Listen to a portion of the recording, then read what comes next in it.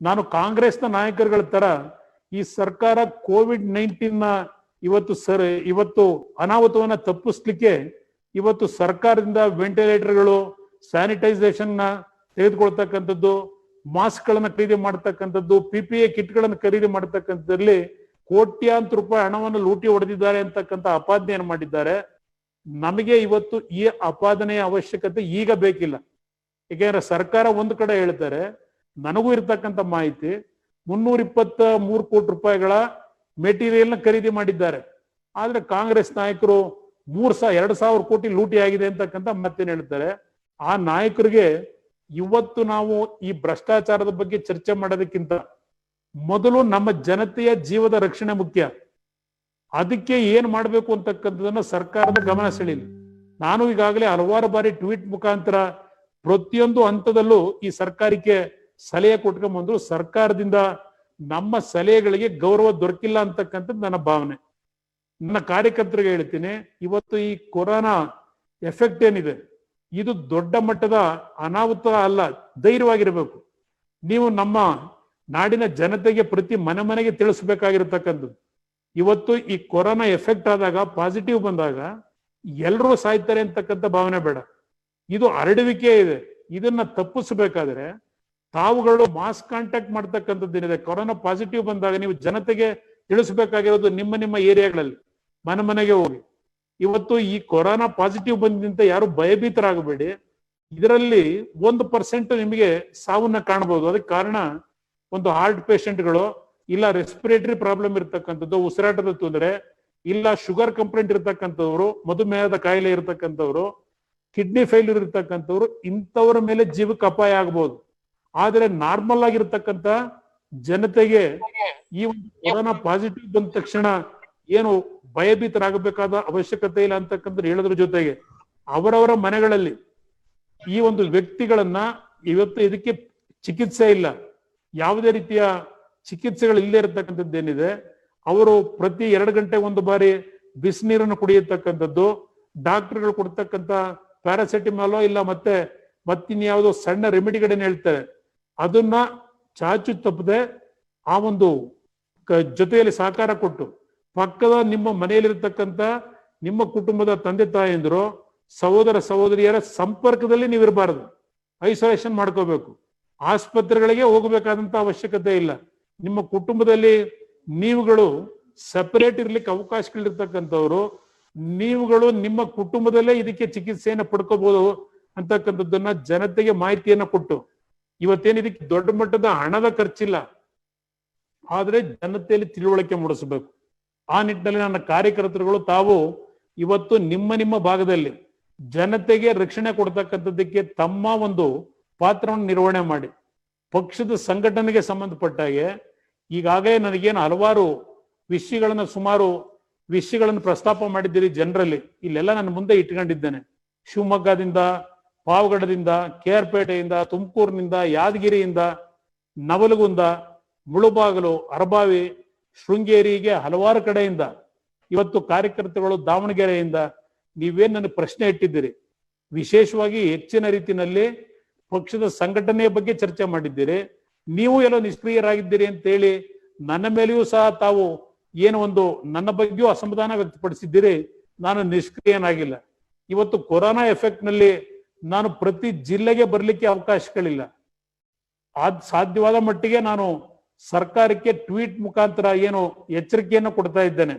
ಹಾಗೂ ಇವತ್ತು ಈ ಒಂದು ವಿಷಯದಲ್ಲಿ ಈಗಾಗಲೇ ನಮ್ಮ ಪಕ್ಷದ ಹಲವಾರು ಮುಖಂಡರು ಅವರವರ ಕ್ಷೇತ್ರಗಳಲ್ಲಿ ಅವರದಾದಂತ ಆರ್ಥಿಕ ಶಕ್ತಿಯ ಅನುಸಾರ ಇವತ್ತು ಜನತೆಗೆ ಸಹಕಾರಗಳನ್ನ ಕೊಟ್ಟು ನೆರವು ನೀಡಿರ್ತಕ್ಕಂಥದ್ದು ಹಲವಾರು ನಿದರ್ಶನಗಳನ್ನ ನಿಮ್ಮ ಮುಂದೆ ಕೊಡಬಲ್ಲೆ. ನಾನು ಪಕ್ಷದ ಸಂಘಟನೆಗೆ ಸಂಬಂಧಪಟ್ಟ ಹಾಗೆ ಈಗಾಗಲೇ 5 ತಾಲೂಕುಗಳನ್ನ ಒಂದು ಪೈಲಟ್ ಪ್ರಾಜೆಕ್ಟ್ ಮಾಡಿದ್ದೇವೆ.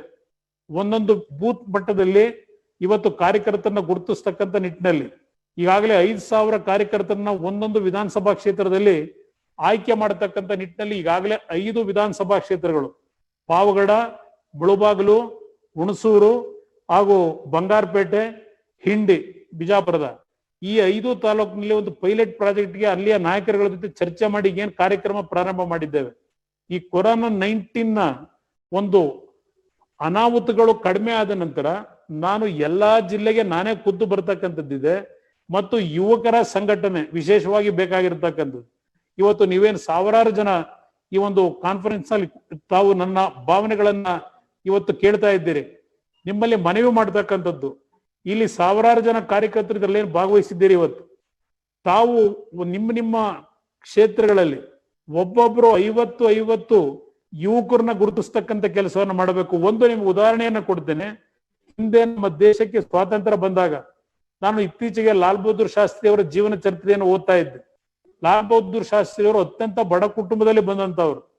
ಅವರು ಅವರ ವಿದ್ಯೆಯನ್ನ ಅರ್ಧಕ್ಕೆ ನಿಲ್ಲಿಸಿ, ಶಿಕ್ಷಣವನ್ನ ನಿಲ್ಲಿಸಿ, ಅವರು ಯಾವ ಲಜಪತ್ ರಾಯ್ ಅವರು ಮತ್ತು ಗೋಪಾಲ್ ತಿಲಕ್ ಅವರು ಏನು ಪೂನಾದಲ್ಲಿ ಮತ್ತು ಉತ್ತರ ಪ್ರದೇಶದಲ್ಲಿ ಯಾವೊಂದು ಪೀಪಲ್ಸ್ ಇದನ್ನ ಒಂದು ಕನ್ವೆನ್ಷನ್ ಮಾಡ್ತಾರೆ, ಅವರು ಏನೋ ಒಂದು ಸಂಸ್ಥೆಯನ್ನು ಪ್ರಾರಂಭ ಮಾಡಿರ್ತಾರೆ. ಆ ಸಂಘಟನೆಯಲ್ಲಿ ಭಾಗವಹಿಸಿ ಅವರು ಏನೋ ಒಂದು ಅವತ್ತಿನ ದಿನಗಳಲ್ಲಿ ಸಂಘಟನೆಯನ್ನು ಯಾವ ರೀತಿ ಮಾಡಬೇಕು ಅನ್ನೋದ್ರ ಬಗ್ಗೆ ಲಾಲ್ ಬಹದ್ದೂರ್ ಶಾಸ್ತ್ರಿ ಅವರು ನಡ್ಕೊಂಡಂತ ರೀತಿಗಳನ್ನ ನಾನೇನು ಓದ್ತಾ ಇದ್ದೇನೆ. ಇವತ್ತು ನಿಮ್ಮಲ್ಲಿ ಮನವಿ ಮಾಡ್ತೇನೆ, ಇವತ್ತು ದೇಶದ ಬಗ್ಗೆ ನಾನು ಚರ್ಚೆ ಮಾಡೋದಿಲ್ಲ. ನಮ್ಮ ರಾಜ್ಯದಲ್ಲಿ ನಡೀತಿರ್ತಕ್ಕಂಥ ಅನಾಹುತಗಳು, ನಮ್ಮ ರಾಜ್ಯ ಸಂಪತ್ ಭರಿತವಾದಂತ ರಾಜ್ಯ, ಹಣದ ಕೊರತೆ ಇಲ್ಲ. ಆದ್ರೆ ಹಣವನ್ನ ಯಾವ ರೀತಿ ಸದ್ಬಳಕೆ ಮಾಡಬೇಕು ಅದು ಈಗಾಗಲೇ ತೋರಿಸ್ಕೊಟ್ಟಿದ್ದೆ ನಾನು. ನನ್ನ ಕಾಲದಲ್ಲಿ ಯಾವುದೇ ರೀತಿಯ ನಾಡಿನ ಜನತೆಯ ತೆರಿಗೆ ಹಣವನ್ನ ಒಂದೇ ಒಂದು ಬಿಡುಗಾಸನ್ನ ಇವತ್ತು ದುರುಪಯೋಗ ಆಗ್ಲಿಕ್ಕೆ ಅವಕಾಶ ಕೊಡ್ಲಿಲ್ಲ ನನ್ನ ಹಂತದಲ್ಲಿ.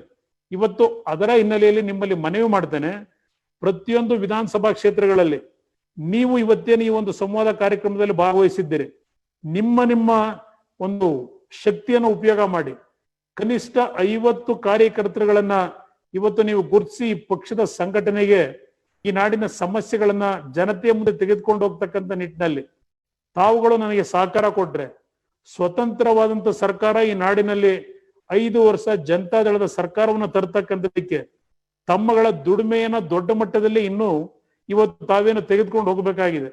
ಇವತ್ತು ನಮ್ಮ ಪಕ್ಷದ ಬಗ್ಗೆ ಇರತಕ್ಕಂತ ಒಂದು ದೂರು ಮತ್ತು ಲಘುವಾಗಿ ಮಾತನಾಡತಕ್ಕಂಥದ್ದು, ಈ ಪಕ್ಷ ಕೇವಲ ಯಾವುದೋ 3-4 ಜಿಲ್ಲೆಗಳಿಗೆ ಸೀಮಿತವಾಗಿರ್ತಕ್ಕಂಥ ಪಕ್ಷ ಅಂತಕ್ಕಂಥ ಭಾವನೆ ಹೇಳ್ತಾರೆ. ಆದ್ರೆ ಒಂದು ನಿಮ್ಮಲ್ಲಿ ಗಮನಕ್ಕೆ ನಾನು ತರ್ತಕ್ಕಂಥದ್ದು, ಕಳೆದ ವಿಧಾನಸಭಾ ಚುನಾವಣೆಯಲ್ಲಿ ಬಿಜಾಪುರದಲ್ಲಿ ನಾವು ಇನ್ನೂ 3 ಕ್ಷೇತ್ರಗಳಲ್ಲಿ ಗೆಲ್ತಾ ಇದ್ವು, ರಾಯಚೂರಿನಲ್ಲಿ ಇನ್ನೂ 3 ಕ್ಷೇತ್ರದಲ್ಲಿ ಗೆಲ್ತಾ ಇದ್ವು. ಅದೇ ರೀತಿ ಹಲವಾರು ಕ್ಷೇತ್ರಗಳಿದ್ದಾವೆ. ಇವತ್ತು ಹಲವಾರು ಯುವಕರಿದ್ದೀರಿ, ಹಲವಾರು ಪಕ್ಷದ ಸಂಘಟನೆಗೆ ಶಕ್ತಿ ತುಂಬತಕ್ಕಂಥ ನಾಯಕರುಗಳಿದ್ದೀರಿ. ಇವತ್ತು ನಿಮ್ಮಲ್ಲಿ ನಾನು ಮನವಿ ಮಾಡ್ತೇನೆ, ಯಾವುದೇ ರೀತಿಯ ಅಂಜಿಕೆ ಬೇಕಿಲ್ಲ. ಯಾವ ವ್ಯಕ್ತಿಯ ಬಗ್ಗೆ ನಾನು ವೈಯಕ್ತಿಕವಾಗಿ ಚರ್ಚೆ ಮಾಡೋದಿಲ್ಲ, ಅದರ ಅವಶ್ಯಕತೆ ಇಲ್ಲ ನನಗೆ. ಆದ್ರೆ ನಮ್ಮ ಕಾರ್ಯಕರ್ತರುಗಳು, ನಮ್ಮ ಕಾರ್ಯಕ್ರಮಗಳೇನಿದ್ದಾವೆ, ಬಹುಶಃ ನಾನು ಒಂದು ಹೆಮ್ಮೆಯಿಂದ ಹೇಳಲಿಕ್ಕೆ ಬಯಸ್ತೇನೆ, ಮೈತ್ರಿ ಸರ್ಕಾರದ 2 ಮೈತ್ರಿ ಸರ್ಕಾರಗಳ ನಾಯಕತ್ವವನ್ನ ನಾನು ವಹಿಸ್ಕೊಂಡಾಗ ಈ ನಾಡಿನ ಜನತೆಗೆ ಸ್ವತಂತ್ರವಾಗಿ 5 ವರ್ಷಗಳು ಸರ್ಕಾರ ಮಾಡಿದಂಥವರು ಕೊಡ್ಲಿಕ್ಕೆ ಆಗದೆ ಇರತಕ್ಕಂಥ ಅಭಿವೃದ್ಧಿಯ ಕಾರ್ಯಕ್ರಮಗಳನ್ನ ನಮ್ಮ ಕಾಲದಲ್ಲಿ ಕೊಟ್ಟಿದ್ದೇವೆ. ಇದು ಹಲವಾರು ಮಾಹಿತಿಗಳು ನಿಮ್ಮ ಮುಂದೆನೂ ಇದೆ. ಕಳೆದ 14 ತಿಂಗಳಲ್ಲಿ ನನಗೆ ಯಾವುದೇ ರೀತಿಯ ಬೆಂಬಲಗಳು ಸಿಗದೇ ಇದ್ರು ಆ ಸರ್ಕಾರದಲ್ಲಿ ಏಕಾಂಗಿಯಾಗಿ ರೈತರ ಸಾಲ ಮನ್ನಾಗೆ 14 ತಿಂಗಳಲ್ಲಿ 25,000 ಕೋಟಿ ಹಣವನ್ನು ಹಂಚಿಕೆ ಮಾಡಿದ್ದೆ.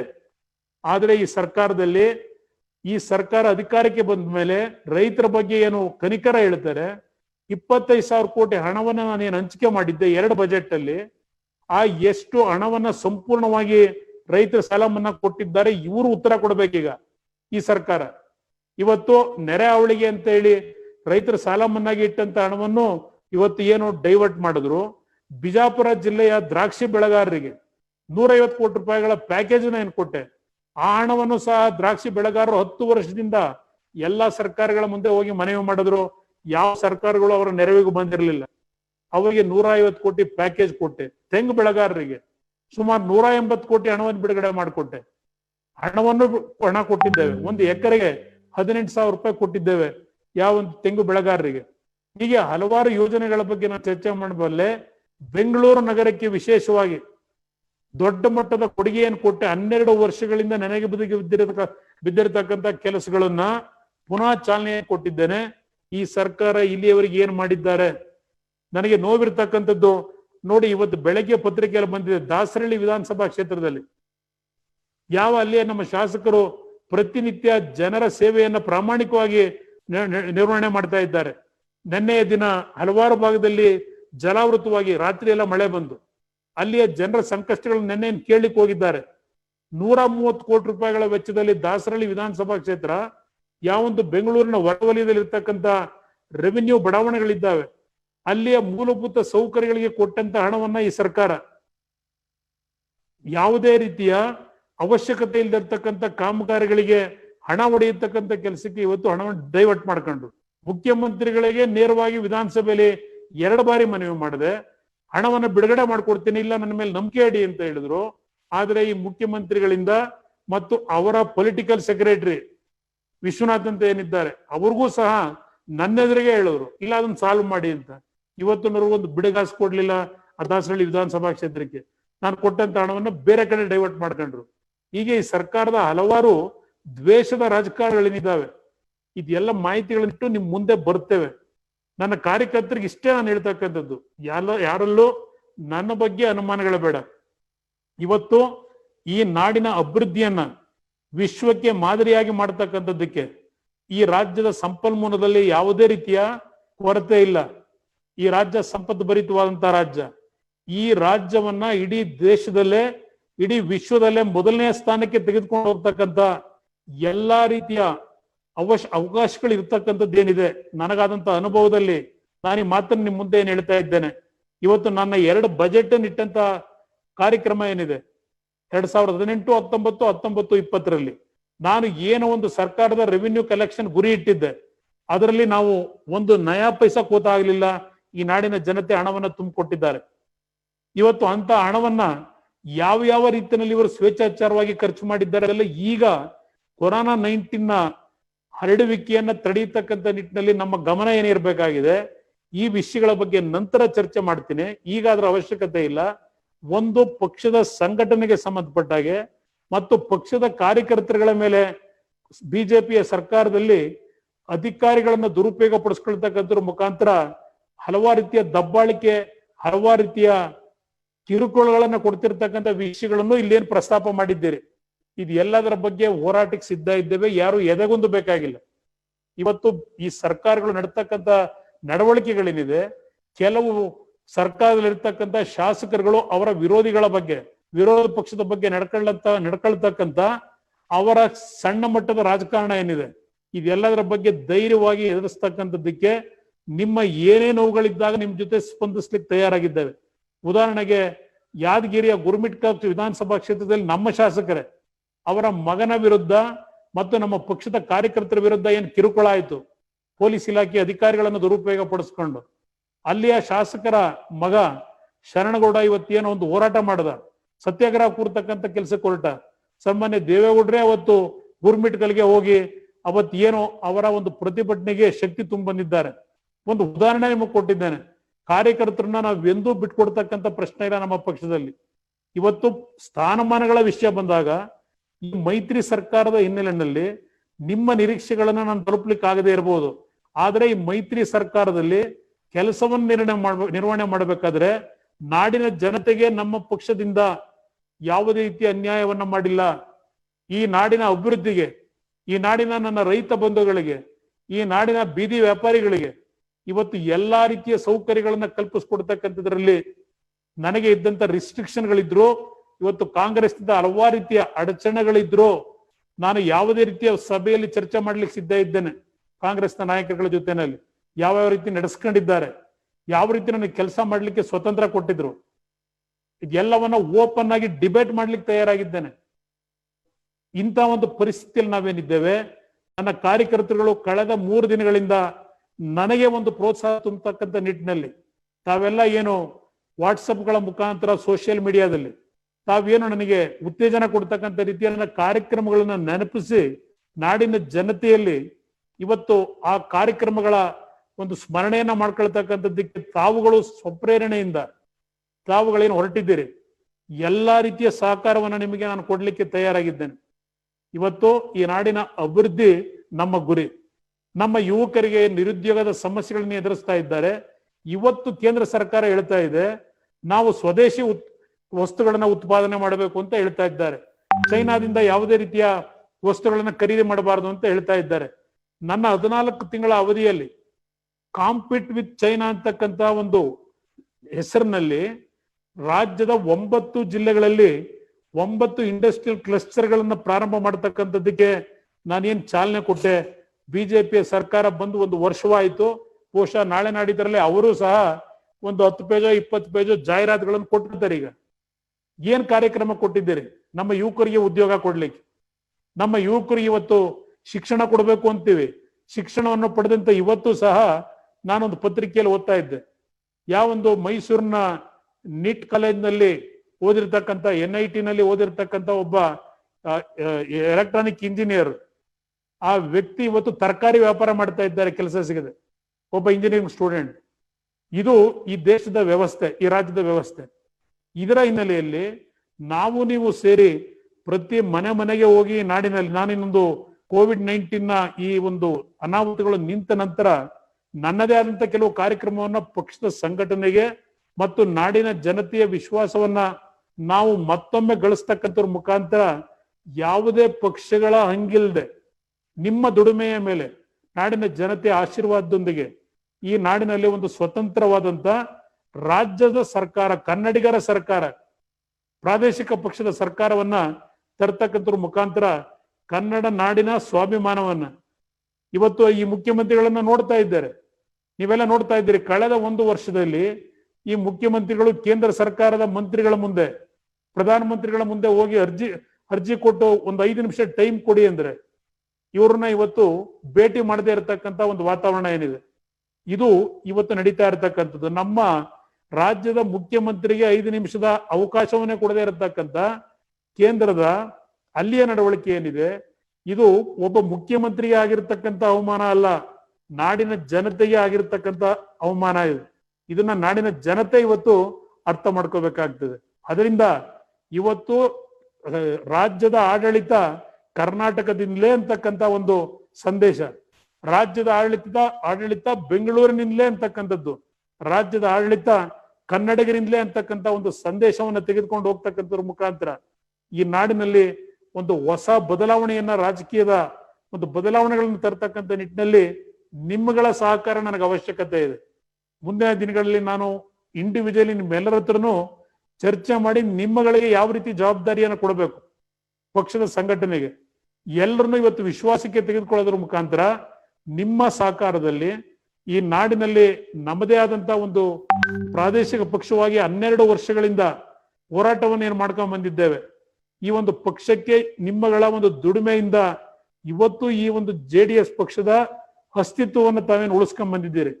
ನಿಮ್ಮ ದುಡಿಮೆಯ ಫಲ ಮುಂದಿನ ದಿನಗಳಲ್ಲಿ ಸ್ವತಂತ್ರವಾಗಿ ಇಡೀ ನಾಡಿನ 30 ಜಿಲ್ಲೆಯಲ್ಲೂ ಇವತ್ತು ನಾಡಿನ ಜನತೆ ಈ ಪಕ್ಷವನ್ನ ಬೆಂಬಲಿಸ್ತಕ್ಕಂಥ ನಿಟ್ಟಿನಲ್ಲಿ ಕೃಷಿ ಕಾರ್ಮಿಕರಿರ್ಬೋದು, ಕೃಷಿ ಮಾಡ್ತಕ್ಕಂಥ ನನ್ನ ರೈತ ಬಂಧುಗಳಿರ್ಬೋದು, ಯುವಕರಿರ್ಬೋದು, ಮಹಿಳೆಯರಿರ್ಬೋದು, ಮಹಿಳೆಯರಿಗೂ ಹಲವಾರು ಉತ್ತಮವಂತ ಕಾರ್ಯಕ್ರಮಗಳನ್ನು ಕೊಟ್ಟಿದ್ದೇವೆ ಸರ್ಕಾರದಲ್ಲಿ. ಈ ಎಲ್ಲ ವಿಷಯಗಳನ್ನ ಜನತೆಯ ಮುಂದೆ ತೆಗೆದುಕೊಂಡು ಹೋಗ್ತಕ್ಕಂಥ ನಿಟ್ಟಿನಲ್ಲಿ ಇವತ್ತು ನೀವು ಯಾವುದೇ ಪಕ್ಷಗಳ ನಾಯಕರುಗಳ ಬಗ್ಗೆ ಯಾಕೆ ನಾನು ಟೀಕೆ ಮಾಡಲ್ಲ ಅಂದೆ, ಇವೆಲ್ಲ ಇತ್ತೀಚೆಗೆ ಒಂದು ಹೊಸ ಒಂದು ವಾತಾವರಣವನ್ನ ನಿರ್ಮಾಣ ಮಾಡಬೇಕು ಅಂತಕ್ಕಂಥ ನಿಟ್ಟಿನಲ್ಲಿ ನಮ್ಮ ಪಕ್ಷದ ಬೇಸನ್ನ ಇವತ್ತೆಲ್ಲೋ ಒಂದ್ ಕಡೆ ಕಟ್ ಮಾಡಬೇಕು ಅಂತಕ್ಕಂಥ ಕುತಂತ್ರಗಳೇನ್ ನಡೀತಿದೆ. ಅದು ಯಾವುದಕ್ಕೂ ಕಿವಿಗೊಡಬೇಡಿ. ಇವತ್ತು ಈ ಪಕ್ಷ ನಿಮ್ಮಗಳ ಶಕ್ತಿ ಏನಿದೆ, ನಿಮ್ಮಿಂದ ಈ ಶಕ್ತಿಯನ್ನ ಯಾರು ಕಿತ್ಕೊಳ್ಳಿಕ್ ಆಗೋದಿಲ್ಲ. ಇವತ್ತು ಯಾರು ಜನತೆಯ ಪರವಾಗಿ ಪ್ರಾಮಾಣಿಕವಾಗಿ ಸ್ಪಂದಿಸ್ತಾರೆ, ಬಡವರ ಪರವಾಗಿ ಯಾರು ಸ್ಪಂದಿಸ್ತಾರೆ, ಇವತ್ತು ವಿಕಲಚೇತನರ ಬಗ್ಗೆ ಯಾರು ಪ್ರಾಮಾಣಿಕವಂತ ಕೆಲಸವನ್ನು ನಿರ್ವಹಣೆ ಮಾಡಿದ್ದಾರೆ. ನಾನು ಹೇಳ್ತಾ ಹೋದ್ರೆ ಹಲವಾರು ರೀತಿಯ ವಿಷಯಗಳನ್ನ ಹೇಳ್ಬೋದು. ನಾನು ಜನತೆಯ ಜೊತೆಯಲ್ಲಿ ಇರ್ತಕ್ಕಂಥವನು, ಸಾಮಾನ್ಯ ಪ್ರಜೆಯ ಜೊತೆಯಲ್ಲಿ ಇರ್ತಕ್ಕಂಥವನು. ಈ ನಿಟ್ಟಿನಲ್ಲಿ ನಿಮ್ಮಗಳ ದುಡಿಮೆ ಈ ಒಂದು ರಾಜ್ಯದಲ್ಲಿ ಒಂದು ಜನಪರವಾದಂತ ಸರ್ಕಾರವನ್ನ ತರಲಿಕ್ಕೆ ಇನ್ನೂ ಬಹಳ ಸಮಯ ಇದೆ. ಈಗ ನಾಳೆ ಬೆಳಗ್ಗೆ ಬಿಜೆಪಿ ಸರ್ಕಾರವನ್ನು ನಾವೇನು ತೆಗಿಲಿಕ್ಕೆ ಆಗೋದಿಲ್ಲ. ಯಾಕೆಂದ್ರೆ ಬಿಜೆಪಿಯ ಪಕ್ಷದ ಆಂತರಿಕ ಭಿನ್ನಾಭಿಪ್ರಾಯಗಳು ಏನೇ ಇರಲಿ, ಅವರು ಒಂದು ಕ್ಷಣವೂ ಸಹ ಅಧಿಕಾರ ಬಿಡ್ತಕ್ಕಂಥವ್ರಲ್ಲ ಅವರು. ನನಗೆ ಅನುಭವ ಇದೆ. ಪಾಪ ಕಾಂಗ್ರೆಸ್ನ ನಾಯಕರು ಅವರು ತಿಳ್ಕೊಂಡಿದ್ರು, ಕುಮಾರಸ್ವಾಮಿ ಮುಂದುವರೆದ್ರೆ ನಮಗೇನು ಉಪಯೋಗ, ಯಡಿಯೂರಪ್ಪನವ್ರು ಮುಖ್ಯಮಂತ್ರಿ ಆದ್ರೆ ಒಂದು 6 ತಿಂಗಳು ಇರ್ತಾರೆ, ಬಿಜೆಪಿ ಸರ್ಕಾರ 6 ತಿಂಗಳಿಗೆ ಬಿದ್ದೋಗ್ಬಿಡುತ್ತೆ, ಹೆಸರು ಕೆಡಿಸ್ಕೊತಾರೆ, ದುಡ್ಡು ಹೊಡಿತಾರೆ, ನಂತರ ನಾವೇ ಮತ್ತೆ ಅಧಿಕಾರಕ್ಕೆ ಬರ್ತೀವಿ ಅಂತಕ್ಕಂಥ ಅವರ ಕಲ್ಪನೆಗಳೇನಿತ್ತು ಕಾಂಗ್ರೆಸ್ನ ಕೆಲವು ನಾಯಕರಲ್ಲಿ, ಈಗ ಅವ್ರಿಗೆ ಪಶ್ಚಾತ್ತಾಪ ಪ್ರಾರಂಭ ಆಗಿದೆ. ಆ ಕೆಲವು ನಾಯಕರಿಗೆ ಅವ್ರು ತಿಳ್ಕೊಂಡಿದ್ರು 6 ತಿಂಗಳು ಸರ್ಕಾರ ಮಾಡಿ ಹೋಗ್ಬಿಡುತ್ತೆ, ನೆಕ್ಸ್ಟ್ ನಾವೇ ಬಂದ್ಬಿಡ್ತೀವಿ ಅಂತೇಳಿ. ಆ ಪರಿಸ್ಥಿತಿಗಳಿಲ್ಲ ಇಲ್ಲಿ. ಬಿಜೆಪಿಯ ಸರ್ಕಾರ ಒಂದು ಕ್ಷಣವೂ ಬಿಡದೆ ಇರತಕ್ಕಂಥವ್ರು. ಅವರು ನಾಡಿನ ಅಭಿವೃದ್ಧಿಗಿಂತ ಹೆಚ್ಚಾಗಿ ಆ ಪಕ್ಷ ಅಧಿಕಾರವನ್ನು ಯಾವ ರೀತಿ ಇಟ್ಕೋಬೇಕು, ಯಾವ ರೀತಿ ಇವತ್ತು ಈ ನಾಡನ್ನ ದೋಚಬೇಕು, ಅದೇ ಅವ್ರ ಮೊದಲನೇ ಆದ್ಯತೆ ಇರತಕ್ಕಂಥದ್ದು. ಅದರಿಂದ ನನ್ನ ಕಾರ್ಯಕರ್ತರು ಕೈ ಮುಗಿದು ಮನವಿ ಮಾಡ್ತೇನೆ, ನನ್ನ ಮೇಲೆ ಯಾವುದೇ ರೀತಿಯ ನಿಮ್ಮಲ್ಲಿ ಮನಸ್ಸಿನಲ್ಲಿ ಅನುಮಾನಗಳಿದ್ರೆ ಯಾವುದೇ ಕಾರಣಕ್ಕೂ ನಾನು ಹಿಂದೆ ಸರಿಯವನಲ್ಲ, ಹೋರಾಟ ಮಾಡೋನು, ನೇರವಾಗಿ ಮಾತನಾಡೋನು. ನಾನು ಸತ್ಯವನ್ನು ಮರೆಮಾಚಲ್ಲ, ಸತ್ಯವನ್ನು ನೇರವಾಗಿ ನಿಮ್ಮ ಮುಂದೆ ಇಡ್ತಕ್ಕಂಥವ್ನು. ಅದರಿಂದ ಇವತ್ತು ನಿಮ್ಮಗಳ ಒಂದು ಪ್ರೋತ್ಸಾಹ, ಕಳೆದ ಒಂದು ವಾರದಿಂದ ನೀವೇನೋ ಈ ಒಂದು ಪಕ್ಷದ ಕಾರ್ಯಕ್ರಮಗಳ ಬಗ್ಗೆ, ನಾನು ಕೊಟ್ಟಂತ ಕಾರ್ಯಕ್ರಮಗಳ ಬಗ್ಗೆ ಇವತ್ತೇನು ಸಾಮಾಜಿಕ ತಾಣದಲ್ಲಿ ಎಲ್ಲಾ ವಿಷಯಗಳನ್ನು ಪ್ರಸ್ತಾಪ ಮಾಡಿ ನಿಮಗೆ ಅನ್ಯಾಯ ಆಗಿದೆ, ಮತ್ತೊಮ್ಮೆ ನೀವು ಈ ನಾಡನ್ನ ಆಳ್ತಕ್ಕಂಥ ಶಕ್ತಿ ಬರಲಿ ಅಂತಕ್ಕಂಥ ಆರೈಕೆಯನ್ನ ನೀವೇನ್ ನೀಡ್ತಾ ಇದ್ದೀರಿ. ಇವತ್ತು ಆ ಶುಭ ಆರೈಕೆ ನನಗೆ ಆಶೀರ್ವಾದ, ನನ್ನ ಹೋರಾಟದ ಒಂದು ಅಸ್ತ್ರ. ನಿಮ್ಮ ಜೊತೆಯಲ್ಲಿ ನಾನಿದ್ದೇನೆ, ನಿಮ್ಮ ಜೊತೆಯಲ್ಲಿ ಕೊನೆಯ ಉಸಿರಿರುವವರೆಗೆ ಈ ನಾಡಿನ ಅಭಿವೃದ್ಧಿಗೆ, ಈ ನಾಡನ್ನ ಕಟ್ಟತಕ್ಕಂಥದ್ದಕ್ಕೆ ನಿಮ್ಮ ಜೊತೆಯಲ್ಲಿ ಇದ್ದೇನೆ ಅಂತಕ್ಕಂಥ ಒಂದು ಅಂತಿಮವಾದಂತ ನನ್ನ ಭಾವನೆಗಳನ್ನ ನಿಮ್ಮ ಮುಂದೆ ವ್ಯಕ್ತಪಡಿಸಿ, ಇವತ್ತಿನ ದಿನ ಫೇಸ್ಬುಕ್ ಲೈನ್ ನಲ್ಲಿ ಸುಮಾರು 3,000 ಕಾರ್ಯಕರ್ತರು ಭಾಗವಹಿಸಿದ್ದೀರಿ. ಅದೇ ರೀತಿಯಲ್ಲಿ ಝೂಮ್ ಲೈನ್ ನಲ್ಲಿ ಸುಮಾರು 2,500 ಕಾರ್ಯಕರ್ತರು ಇವತ್ತೇನು ಭಾಗವಹಿಸಿ ಸುಮಾರು 5,500 ಕಾರ್ಯಕರ್ತರು. ನೀವೆಲ್ಲ ನನ್ನ ಒಂದು ಶಕ್ತಿಯನ್ನು ತುಂಬತಕ್ಕಂಥದ್ದಕ್ಕೆ ನೀವು 50 ಜನಗಳನ್ನ ಗುರುತಿಸಿದ್ರೆ ಈ 5,500 ಕಾರ್ಯಕರ್ತರು ಸುಮಾರು 1.5 ಲಕ್ಷ ನಿಷ್ಠಾವಂತ ಕಾರ್ಯಕರ್ತರನ್ನ ನೀವು ಸೃಷ್ಟಿ ಮಾಡಬಹುದು ಹೊಸದಾಗಿ. ಈ ನಿಟ್ಟಿನಲ್ಲಿ ನಿಮ್ಮ ಸಹಕಾರವನ್ನು ನಾನು ಕೋರ್ತಕ್ಕಂಥವ್ರ ಮುಖಾಂತರ ನಿಮ್ಮೆಲ್ಲರಿಗೆ ಭಗವಂತ ಒಳ್ಳೆಯದನ್ನು ಮಾಡ್ಲಿ ಅಂತಕ್ಕಂಥ ಶುಭ ಹಾರೈಸಿ ನಿಮ್ಮೆಲ್ಲರಿಗೆ ವಂದಿಸಿ ನನ್ನ ಮಾತು ಮುಗಿಸ್ತೇನೆ. ಹೆಚ್ಚಿನ ವಿಡಿಯೋಗಳಿಗೆ ಪ್ರತಿಧ್ವನಿ ಯೂಟ್ಯೂಬ್ ಚಾನೆಲ್ ಸಬ್ಸ್ಕ್ರೈಬ್ ಮಾಡಿ, ಬೆಲ್ ಐಕಾನ್ ಕ್ಲಿಕ್ ಮಾಡಿ.